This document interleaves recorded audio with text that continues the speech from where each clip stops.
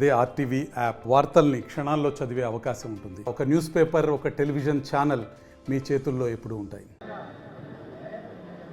15 సంవత్సరాలు 20 సంవత్సరాలు మీతో గడిపినటువంటి వాడిని ఇక్కడికి రాగానే పాత స్మృతులన్నీ కూడా గుర్తొస్తున్నాయి, పాత రోజులన్నీ కూడా గుర్తొస్తున్నాయి.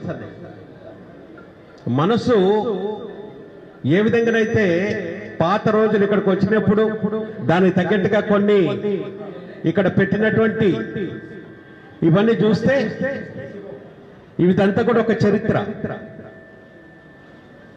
ఎన్టీ రామారావు గారి విగ్రహం పార్లమెంట్లో పెట్టాలని నేను ఆ రోజున పార్లమెంటరీ పార్టీ లీడర్గా ఉన్నప్పుడే నాకు అవకాశం వచ్చింది. ఆ మహానుభావుడి విగ్రహాన్ని పార్లమెంట్లో పెట్టించినటువంటి అవకాశం నాకు రావటం ఆ రోజున జన్మధన్యం అయిపోయింది. అప్పటికి పార్టీ పెట్టి చాలా రోజులు అయినప్పటికీ కూడా మరి ఆ రోజున మొత్తం ఎన్టీ రామారావు గారు కుటుంబ సభ్యులు అందరూ కూడా ఏకం చేసేసుకొని ఆ విగ్రహం పెట్టి పెద్ద ఎత్తున విగ్రహం ఆవిష్కరణ పార్లమెంటు లోన పెట్టాం. ఇక అటువంటి స్మృతులు ఎన్నో ఉన్నాయి. ఇవాళ కనుక చూస్తే ఎన్టీ రామారావు గారి స్ఫూర్తితో, అదేవిధంగా చంద్రబాబు నాయుడు గారి పిలుపుతో ఆ రోజున నేను రాజకీయాలకు వచ్చిన.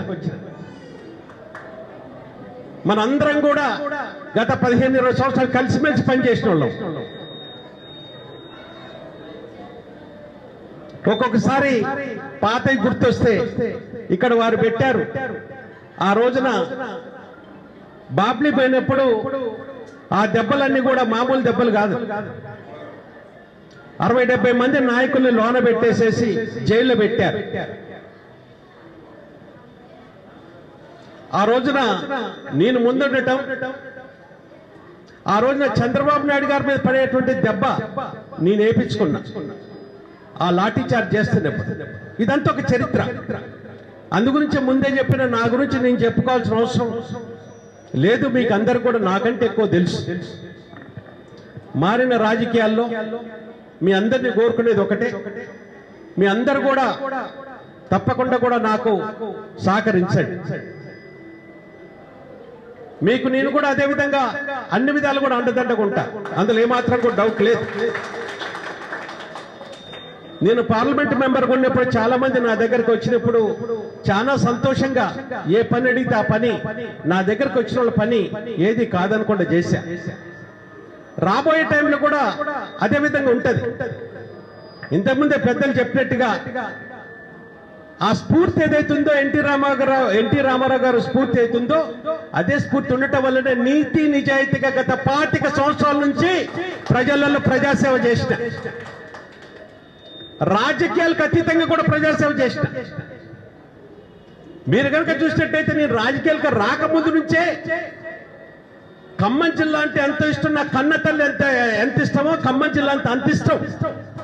అందుకని రాజకీయాలకు రాకముందు నుంచే మా నాన్నగారి పేరుతోని ఎన్నో ట్రస్ట్ సేవా కార్యక్రమాలు చేసిన. ఆ ట్రస్ట్ సేవా కార్యక్రమాల్లో ఈ రోజున నామముత్తయ్య గారు ట్రస్ట్ నుంచే కాదు, ఆ ఎన్టీ రామారావు గారు పెట్టినటువంటి బసవతారక క్యాన్సర్ హాస్పిటల్ కూడా ఇవాళ నేను ట్రస్టీ మెంబర్. నందమూరి బాలకృష్ణ గారు చైర్మన్, నేను డైరెక్టర్ని. ఆ యొక్క హాస్పిటల్ సేవ చేస్తుంటే పేదవాడికి సేవ చేయాలనే ఉద్దేశంతో అది కూడా హాస్పిటల్ కూడా బసవతారక క్యాన్సర్ హాస్పిటల్ కూడా బ్రహ్మాండంగా నడుపుతున్నాం. అది పేదవాడికి ఉపయోగపడేటువంటి హాస్పిటల్. ఆ రోజున మహనీయుడు ఎన్టీ రామారావు గారు పెట్టడం, ఆ తర్వాత అంచెలంచెలుగా దాన్ని పెంచి బాలకృష్ణ గారు చైర్మన్ గారు ఆధ్వర్యంలో మేమందరం కూడా ఆ ట్రస్ట్ డైరెక్టర్లుగా చాలా సేవా కార్యక్రమాలు చేస్తున్నాం. ఇదంతా ఒక చరిత్ర. ఇప్పుడు కూడా మనుషులు అదే ఉంటది. ఈ రోజున కూడా ఎన్టీ రామారావు గారు పెట్టిన బసవతారక హాస్పిటల్ కి నేను డైరెక్టర్ ఉన్నదంటే ఇంతకంటే ఎక్కువగా మీకు చెప్పాల్సిన అవసరం లేదు. సేవ అనేది ఏ విధంగా నా మనసులో ఉంటుందో. అందుకని ఈ మారిన రాజకీయాల గురించి కూడా మనందరం కూడా ఆలోచించుకొని నాలాంటి వాడిని మీ అందరూ కూడా ఆశీర్వదించి కుల కులాలకి మతాలకి అతీతంగా, పార్టీలకు అతీతంగా వచ్చిన వారందరినీ కూడా పనిచేసి పెట్టిన ఆ రోజున మన ఎన్టీ రామారావు గారు పార్టీ ఎందుకు పెట్టారు? పేదవాడికి అండగుండాలని. అంతకుముందు పాలిస్తున్నటువంటి కాంగ్రెస్ ప్రభుత్వం పేదవాడికి కనీసం పట్టెడన్నం లేక ఆకలి చావులుండే. ఆకలి చావులు చూసినటువంటి ఆ రోజున ఎన్టీ రామారావు గారు, నేను ఈ పేదవారికి అండగుండాలా, కట్టుకోవటానికి బట్ట, తినటానికి తిండి, ఉండటానికి ఇల్లు, అవి చాలా ముఖ్యం ఒక సామాన్యుడికని ఆకలి చావులు ఉన్న తరుణంలో ఆయన గారు పార్టీ పెట్టి ₹2 కేజీ పథకం తీసుకొచ్చాడు. ఇది చరిత్ర. ఆ మహనీయుడు తెలుగు జాతి ఉన్న రోజులు ఆ మహనీయుని మన అందరం కూడా స్మరించుకుంటాం. ఇవాళ ఆయన గారు పెట్టినటువంటి సంక్షేమ పథకాలే అందరు కూడా ముందుకు తీసుకెళ్తున్నారు. అది పేదవాడికి అవసరం. అది అందుకని మీ అందరిని మనస్ఫూర్తిగా కోరుకుంటున్నా. నేను ఇక్కడికి వచ్చినట్టు మీ మనసులో ఏముందో నాకు చాలా క్లియర్ గా తెలుసు. నా మనసులో ఏముందో కూడా మీ అందరికీ తెలుసు.